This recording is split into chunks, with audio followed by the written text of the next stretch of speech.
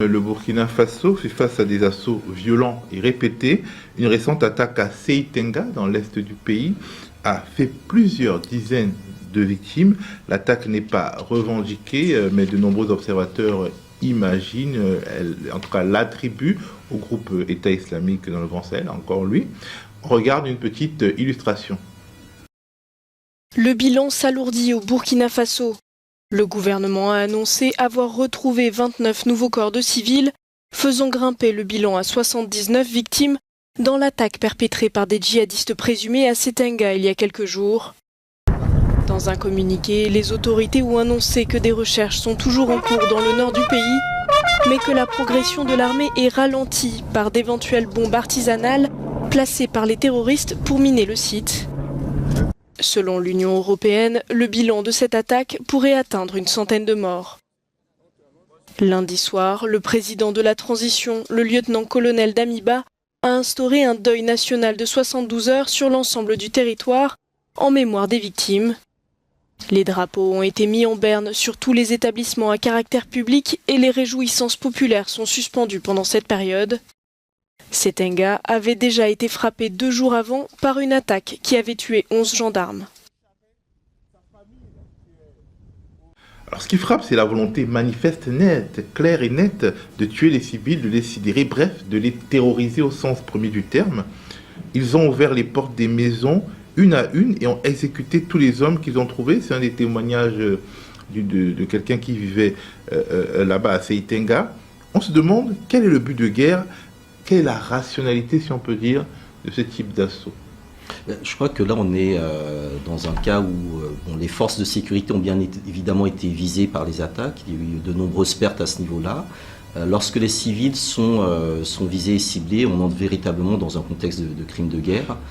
Je pense également qu'il y a une volonté d'affaiblir, de mettre à bas l'autorité de l'État burkinabé, et de s'inscrire dans une logique de soumission des populations. Peut-être même quelque part de stratégie de recrutement, en montrant que soit vous nous rejoignez, soit nous vous exécutons. Donc pour moi, on entre vraiment dans quelque chose qui rappelle un peu les procédés de Boko Haram au niveau justement du Nigeria et du Niger à une certaine époque, et qui pose la question aussi d'autres types de stratégies qui ont été tentées à certains moments, comme des milices d'autodéfense, notamment au niveau des populations et des villageois, également de la capacité de l'État, des autorités à assurer la sécurité, en tout cas à contrôler les points stratégiques, puisqu'on est quand même sur des hommes lourdement armés qui se déplacent à l'intérieur du pays, et donc ça renvoie aussi à la question de la surveillance et aux formes de complicité que peuvent avoir ces criminels. Enfin, il y a évidemment une forme d'irrationalité dans ces crimes qui sont commis, et peut-être aussi une volonté, je dirais, de médiatiser la situation, puisque l'un des enjeux précisément du terrorisme, c'est de faire parler de lui. Or, précisément, on constate que la situation au Burkina Faso est assez peu médiatisée, en dépit de ce qui s'y passe depuis un certain nombre de mois. Donc il faut se poser aussi la question de la recherche de médiatisation autour de la nature, je dirais, de ces crimes. Le Conseil national de la transition, l'exécutif Kaboré, le pouvoir de transition de Paul-Henri Damiba, on a l'impression que le terrorisme est une machine à délégitimer tous les pouvoirs au Burkina Faso, Félix. Absolument. Pour revenir quand même à la question initiale sur la rationalité, il y a un aspect qu'il ne faudrait peut-être pas perdre de vue, c'est que des fois, il se passe que les gens ils convoitent des terres agricoles, qu'ils transforment ensuite en des zones minières, surtout parce qu'il y a une ruée vers l'or. Et donc le meilleur moyen de faire partir les gens, c'est de procéder à ce type d'attaque. La conséquence est qu'ils se déplacent tous, ils abandonnent leurs terres, et ensuite il y a des gens qui viennent et transforment ces terres agricoles ou bien de pâturage en des zones d'exploitation minière. Ça peut être aussi une explication. Ça peut être une explication, ouais. Et donc, en sortant même du terrorisme, on se souvient qu'en Côte d'Ivoire, pendant la guerre, les crimes les plus graves ont eu lieu dans des zones forestières qui par la suite ont été transformées en zones cacaoyères, en des zones de production intensive de cacao, ce qui a permis d'augmenter la production mondiale et même de stabiliser les cours, ce qui avait l'air d'une sorte de barbarie au cœur des ténèbres était quand même lié au business mondial. Au business mondial, absolument. D'autant plus qu'il y a les cours de l'or, ils sont élevés, c'est devenu une valeur refuge. Mais pour en revenir à la question que vous m'avez posée sur la légitimisation des pouvoirs, il faut dire que c'était peu crédible les arguments avancés par les militaires pour prendre le pouvoir au Burkina. Christian Kaboré leur avait suffisamment délégué de pouvoir en termes d'opérationnalité et en termes et aussi les avait armés. Aujourd'hui, on en arrive à la conclusion qu'effectivement, ce n'est pas parce que les militaires occupent les postes politiques que les choses changent pour autant. La violence a connu aujourd'hui, connaît depuis quelques mois un pic qui n'a jamais atteint par le passé. Ça voudrait dire qu'il y a un échec. Et ça rappelle aussi la situation dans l'est de la République démocratique du Congo où Tshisekedi a décidé il y a un an de déléguer aux militaires les gouvernements locaux au niveau de l'Ituri et du Nord Kivu. Ça n'a pas empêché la violence de perdurer et même de s'aggraver. Donc ce n'est pas les militaires qui trouvent des solutions aux problèmes de sécurité. Il faut des solutions politiques et ces solutions politiques, les mieux à même de pouvoir les apporter, ce sont jusqu'à preuve du contraire les politiciens eux-mêmes. Sauf quand les militaires décident de faire de la politique et les militaires burkinabés, je n'ai pas l'impression qu'ils font de la politique ou bien s'ils font de la politique, c'est de la petite politique. C'est-à-dire ?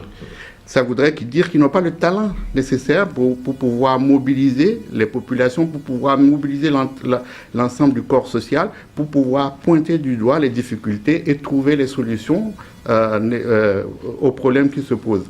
Ils n'ont pas le talent politique qui leur permet de prendre la mesure de la situation.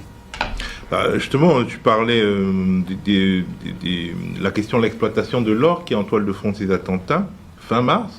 Début juin, des mines d'or ou des sites d'orpaillage ont été victimes d'attaques meurtrières, ce qui a par exemple poussé la firme russe Norgold à plier bagage.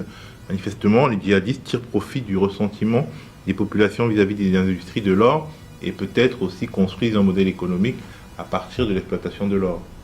Bien évidemment, puisque l'or finance beaucoup de mouvements, parce qu'il y a toute une économie autour de l'exploitation aurifère. Il y a non seulement les terres qui peuvent faire l'objet de transactions plus ou moins légales, des fois, c'est pas ils prennent ça de force.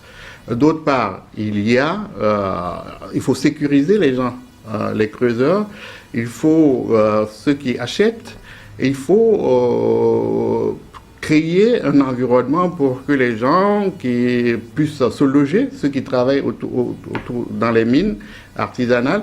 Et donc, il y a tout un écosystème, il y a toute une économie autour de ça. Il y a plusieurs manières de faire de l'argent, de prélever finalement sa dîme de cette valeur ajoutée. Non, d'autant plus que ça fait un peu mal de le dire de cette manière. C'est que l'exploitation artisanale de l'or redistribue beaucoup plus que l'exploitation industrielle.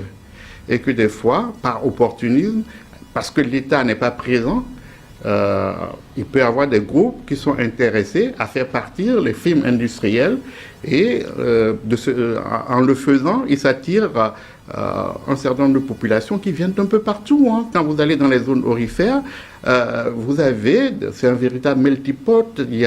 Vous avez des Soudanais qui sont là parce qu'il y a une longue expérience de l'exploitation artisanale aurifère. Vous avez les commerçants qui vendent le matériel pour pouvoir exploiter ces ressources. Donc il y a tout un écosystème, il y a toute une économie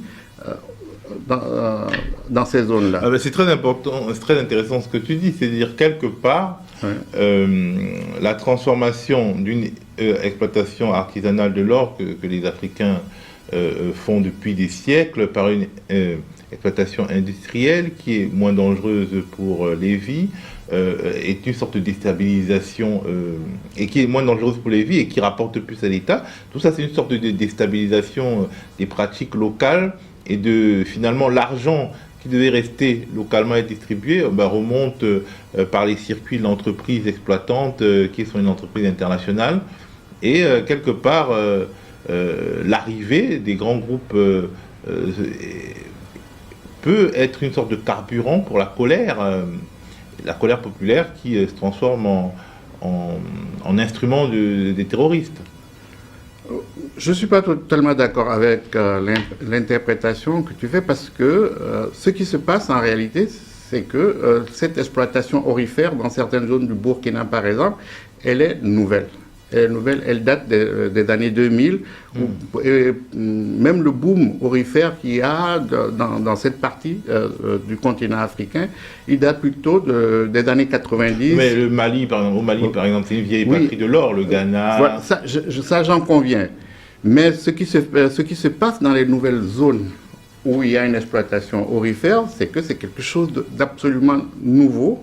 Hein, et ça bouleverse non seulement les structures sociales, ça bouleverse les économies traditionnelles, puisque il y a une transformation des terres agricoles, des pâturages en zones de mines. Ça fait venir des gens d'horizons divers. Vous passez d'une zone, par exemple, qui avait peut-être 3000 âmes au maximum, et en quelques mois, 40 000, 50 000 personnes débarquent. Vous voyez le changement que ça peut... C'est un changement au rythme de la révolution industrielle du 19e siècle en Europe. Voilà, on peut dire ça comme ça, oui. Et donc, forcément, ça ne va pas sans problème. Hamzat, on recherchait la rationalité. Peut-être il faut chercher les routes de l'or, notamment. Il y a plusieurs formes de rationalité, mais dans un contexte de hausse des cours mondiaux de l'or, dans un contexte de double possibilité d'exploitation de l'or par des industriels internationaux ou par des circuits locaux eux-mêmes connectés à l'économie mondiale d'une autre manière, on peut penser que c'est une forme d'explication de l'ensauvagement, si on peut utiliser ce mot, des groupes armés non étatiques. Oui, je pense que la question de l'or est centrale. C'est devenu la première ressource du Burkina devant le coton. Ça pose également la question du rapport effectivement des multinationales avec les systèmes économiques locaux et avec l'État.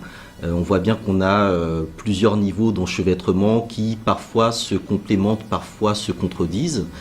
Et derrière tout cela, il y a la situation des populations qui ne bénéficiaient pas et qui ne bénéficient pas davantage justement de la redistribution des ressources.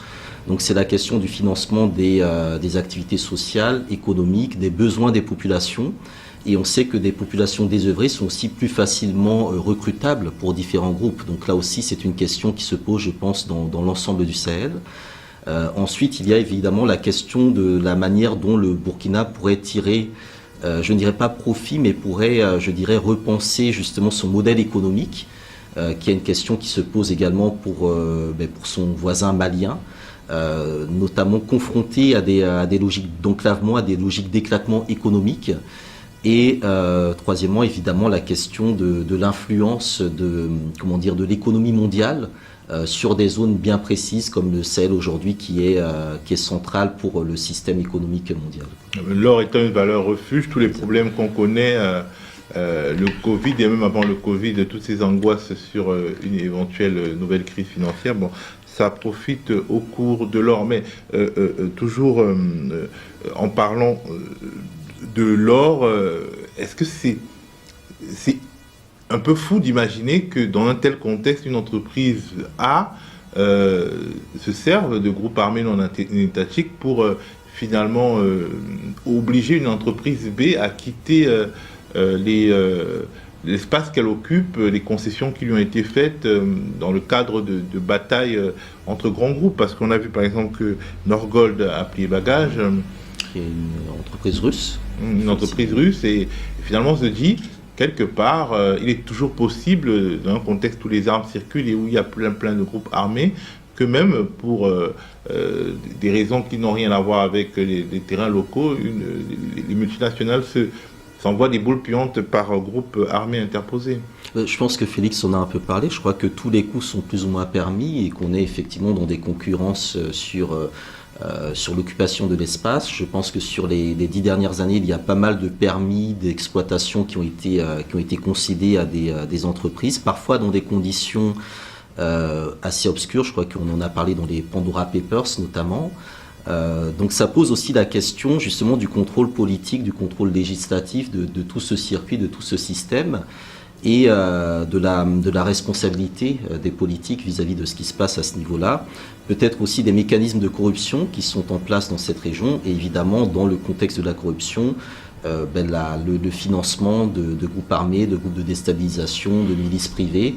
Le parallèle a été fait avec l'Est de la RDC, donc c'est des points, je pense, sur lesquels il faut s'appesantir. Je pense que les chercheurs devraient travailler sur ces aspects-là, c'est-à-dire effectivement re-rationaliser ce type de conflit, Félix. Non, il y a beaucoup de recherches qui sont menées, puis des recherches très originales dont moi j'ai pris connaissance au Burkina il y a un peu plus d'1 an. Ce sont des recherches empiriques qui montrent aussi, qui expliquent aussi l'économie de tout cela. Ce que moi je voudrais ajouter aussi, c'est que ce sont l'extraction,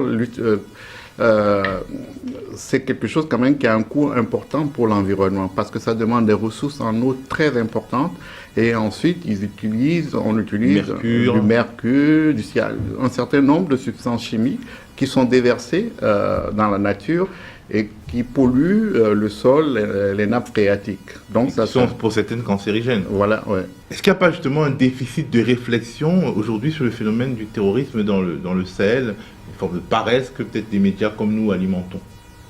Oui, il y a un déficit. Déjà, la définition en elle-même du terrorisme n'est pas très claire.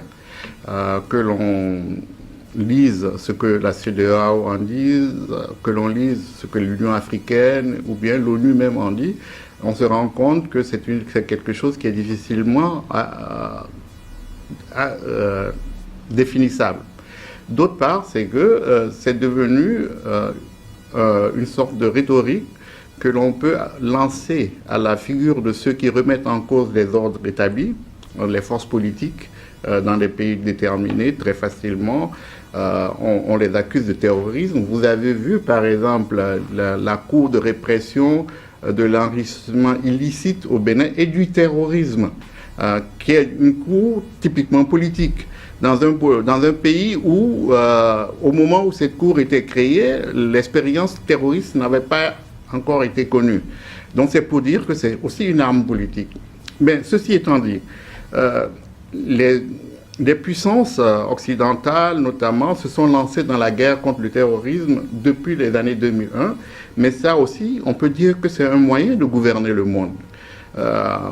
Les initiatives américaines contre le terrorisme en 2005, en 2003 et en 2005, de mémoire, par exemple, ce sont des initiatives qui ont été lancées alors qu'il n'y avait aucun acte terroriste dans le Sahel en ce moment-là. Donc c'est pour dire que certes, il y a des forces qui utilisent la terreur dans ces zones-là, mais en même temps, il y a des situations où ce sont des insurrections. Ce sont des insurrections qui sont liées à des situations socio-économiques particulières. Vous avez des conflits qui sont liés à l'exploitation des ressources naturelles.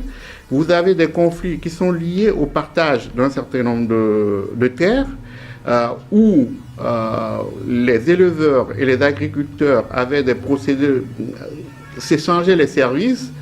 Par exemple, pendant les périodes de jachère, les éleveurs occupaient certaines terres et ça permettait, avec le fumier, d'enrichir la terre en question. Mais aujourd'hui, avec la montée de la pression démographique, le fait qu'il y a des exploitations aussi de plus en plus grandes, ce qui se passe, c'est que les périodes de jachère, si elles n'ont pas disparu, ont fortement diminué. Et cela pose des problèmes aux éleveurs, parce qu'ils ont des zones de transhumance, et aujourd'hui ces routes de transhumance-là leur sont interdites. Et aussi, quand vous prenez les économies de l'élevage aussi, il y a des conflits. Et ces conflits-là, ça peut prendre des tours communautaires, et ça peut prendre aussi, on peut utiliser comme idéologie pour s'en sortir le djihadisme, par exemple. Donc les questions, elles doivent être traitées d'un point de vue politique, essayer de voir quelles sont les contradictions au sein des parties en conflit, essayer de voir quels sont les enjeux, les véritables enjeux, et c'est à partir de ça que l'on construit ce que l'on pourrait appeler la paix. Donc en fait, il faut partir d'une sorte de gros bloc qu'on appelle aujourd'hui le terrorisme, subdiviser et puis prendre les problèmes un à un et les régler sans considérer que tous les problèmes sont reliés par une grande causalité. Moi, je pense que, mis à part un certain nombre de forces qui viennent et qui sont des forces exogènes à la région, notamment tous ceux qui sont les anciens du groupe islamiste, le groupe salafiste pour la prédication et le salut d'Algérie, les Algériens qui sont arrivés dans le Sahel, mis à part ces gens-là, ou bien ceux qui sont venus à partir du djihad syrien, etc. Les autres, ils sont dans des logiques qui sont d'abord des logiques locales. Ce sont des logiques locales. Je n'ai pas envie de citer de nom parce que après, puisque ce sont des gens qui sont estampillés terroristes, moi je pense que le véritable nom qu'on devrait leur donner, ce sont des insurgés, ce sont des gens qui remettent en cause la manière dont les économies locales sont gérées, et la manière dont le pouvoir central exerce sa domination sur le territoire en question. Et donc ces gens, on ne peut pas dire qu'on doit leur opposer nécessairement une solution militaire. Je ne suis pas aussi suffisamment naïf pour croire que la solution militaire n'a pas sa place. Mais la solution militaire, elle doit être seulement un moyen utilisé pour trouver des solutions politiques aux crises qui sont dans la région. Créer un rapport de force favorable pour continuer le débat sur le terrain politique. Hamzat. Non, je pense qu'il y a effectivement une simplification dans la couverture journalistique venue notamment des pays du Nord sur tout ce qui peut se passer en Afrique qui ne date pas d'aujourd'hui. On a eu la période où tout relevait du tribalisme, où tout était de la menace communiste. Donc aujourd'hui, le terrorisme est un concept utilisé pour discréditer effectivement un certain nombre de résistances. Qui parfois sont contraintes, je dirais, à se radicaliser du fait de l'inaudibilité de leur cause. À une période, c'était par exemple tout ce qui se passait au niveau du delta du Niger par rapport aux compagnies pétrolières, l'exploitation du pétrole. Il y a aussi, je dirais, des lectures très différentes entre, par exemple, la France qui prétend venir au Mali pour lutter contre le terrorisme mondial, alors qu'il n'y a jamais eu d'attentat en France revendiqué par quelqu'un venant du Mali. Donc on s'interroge vraiment sur les agendas des pays du Nord, comme l'a rappelé Félix, sur le fait qu'ils anticipent, une menace terroriste qui en soi n'existe pas lorsqu'ils arrivent. Ou alors une menace migratoire, tu en parles dans ton... Oui, c'est ce rapport également qui est fait justement entre le migrant et le terroriste. Donc on voit bien qu'il y a aussi toute cette logique de l'externalisation des frontières de l'Europe, un amalgame qui est fait effectivement entre l'immigré et le terroriste, qui est quand même largement nourri par des couvertures journalistiques de grands médias occidentaux. Et puis aussi la question démographique qui est très prégnante, je dirais, dans les analyses qui sont faites sur l'Afrique, qui est quand même présentée comme une bombe à retardement. Et donc utiliser le mot bombe pour parler de la démographie africaine, ça fait quand même référence, je dirais, à d'autres imaginaires. Donc je pense que la question du terrorisme doit être fondamentalement décolonisée, et que l'on doit également revenir à des approches plus endogènes de la résolution de nos conflits. Et cela passe effectivement par un effort de transformation politique de nos sociétés, de nos États, de nos communautés. Et c'est là, je pense, qu'il y a un véritable défi qui se pose pour nous aujourd'hui.